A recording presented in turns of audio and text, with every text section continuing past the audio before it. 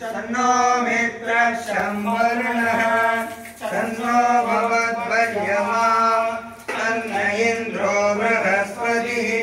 तन्नो विष्णुरुक्रमः नमो ब्रह्मणे नमस्ते वायो त्वमेव प्रत्यक्षं ब्रह्मासि त्वामेव प्रत्यक्षं ब्रह्म वदिष्यामि कृतं वदिष्यामि सत्यं वदिष्यामि तन्मामवतु तद्भक्तारमवतु अवतु माम् अवतु भक्तारम् ॐ शान्ति शान्ति शान्तिः शिक्षां व्याप्य श्यामः वर्णस्वरः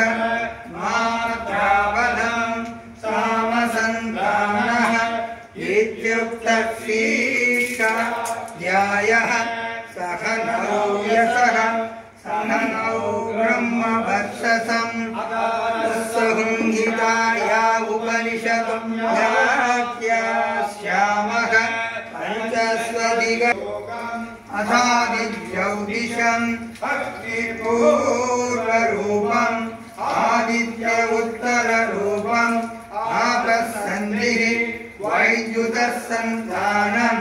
इत्यादि ज्योतिषम् अथादिविद्यम् आचार्यपूर्वरूपम् अन्तेवाद्युत्तररूपम् विद्यासन्धिः प्रवचनगुणसन्तानम् इत्यादि विद्यम् अथादिप्रजम् मातापूर्वरूपम् विदोत्तररूपम् प्रजासन्धिः प्रजननगुणसन्तानम् इत्यादि प्रजम् अथाध्यात्मम् अतरागणपूर्वरूपम् उत्तरागणप्रजया वसुभिः ब्रह्मवर्चसेन अन्नाद्येन सुवर्गेण लोकेन यस्सन्दसां वृषभो विश्वरूपः छन्दोऽभ्योऽमृता बभूव समेन्द्रो मेधया शृणोतु अमृतस्य देवदारणो भूयासं शरीरं मे विसर्शनं जिह्वा मे मधुमत्तमा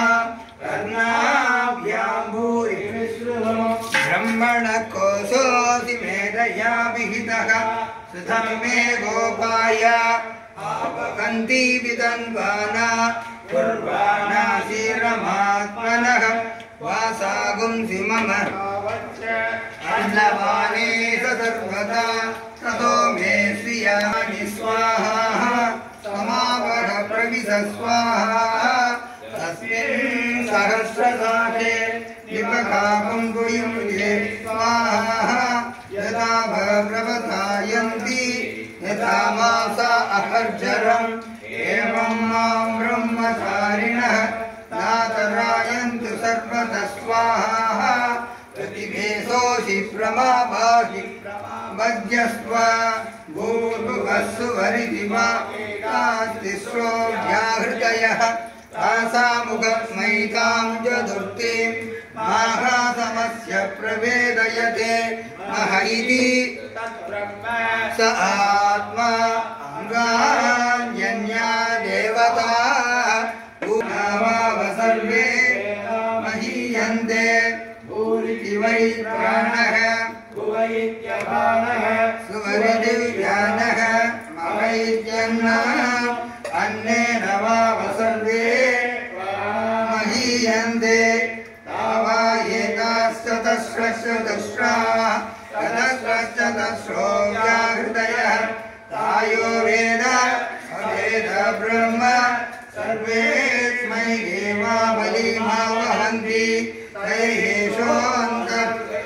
आकाशः तस्मिन्नयं पुरुषो मनोमयः अमृतो हिरण्मयः अन्तरेण तालुके ययेशस्तन इवा बलं पदे सेन्द्रयोनिः यत्रासौखे शान्तो विवर्तते यमोक्षशीर्षकभारे भूरित्यग्नौ प्रतिष्ठति भुव इति वायौ सुवरित्यादित्ये महैति ब्रह्मणि आप्नोति स्वराज्यम् आप्नोति मनसः बृहस्पतिं वाक्पतिः चक्षुष्पतिः श्रोत्रपतिर्विज्ञानपतिः एतत्ततो भवति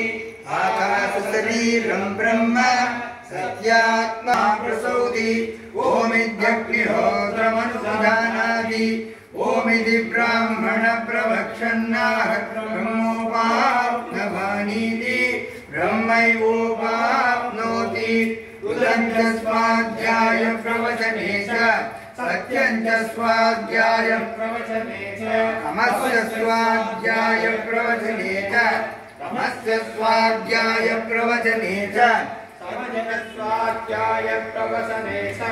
अग्नेयस्य स्वाध्याय प्रवचने च अग्निहोत्रं च स्वाध्याय प्रवचने च अजितयस्य स्वाध्याय प्रवचने च